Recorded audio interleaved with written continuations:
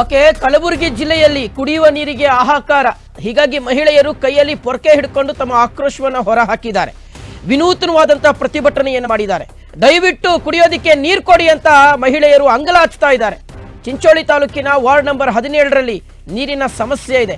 ಪೊರಕೆ ನೀರಿನ ಬಿಂದಿಗೆಯನ್ನು ಹಿಡ್ಕೊಂಡು ಆಕ್ರೋಶವನ್ನು ಹೊರಹಾಕಿದ್ದಾರೆ. ಕಲಬುರಗಿಯ SVP ವೃತ್ತದಿಂದ DC ಕಚೇರಿಯವರೆಗೆ ಮೆರವಣಿಗೆ ಮಾಡಿದ್ದಾರೆ. DC ಕಚೇರಿಯ ಎದುರು ಧರಣಿಯನ್ನು ಕೂತ್ಕೊಂಡಿರ್ತಕ್ಕಂಥದ್ದು ನೂರಾರು ಮಹಿಳೆಯರು.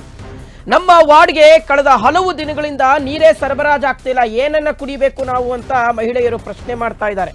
ಪುರಸಭೆ ಅಧಿಕಾರಿಗಳಿಗೆ ಹಲವು ಬಾರಿ ಮನವಿ ಮಾಡಿಕೊಂಡ್ರು, ಅವರು ನಿದ್ದೆ ಮಾಡ್ತಾ ಇದ್ದಾರೆ, ನಮ್ಮ ಮನವಿಗೆ ಸ್ಪಂದಿಸಲಿಲ್ಲ. ಸರ್ಕಾರ ಸ್ಥಳೀಯ ಆಡಳಿತದ ವಿರುದ್ಧ ಘೋಷಣೆಯನ್ನು ಕೂಗಿದ್ದಾರೆ ಮಹಿಳೆಯರು.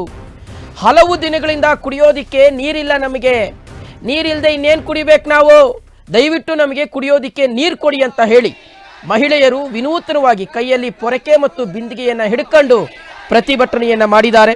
DC ಕಚೇರಿಯ ಮುಂಭಾಗದಲ್ಲಿ ತಮ್ಮ ಆಕ್ರೋಶವನ್ನು ಹೊರಹಾಕಿದ್ದಾರೆ. ಹೋರಾಟ ಸರಿಯಾಗಿ ಕಳೆದ 2 ತಿಂಗಳಿನಿಂದ ನೀರು ಬಿಡದಿರ್ತಕ್ಕಂಥ ಚಿಂಚೋಳಿ ಪುರಸಭೆ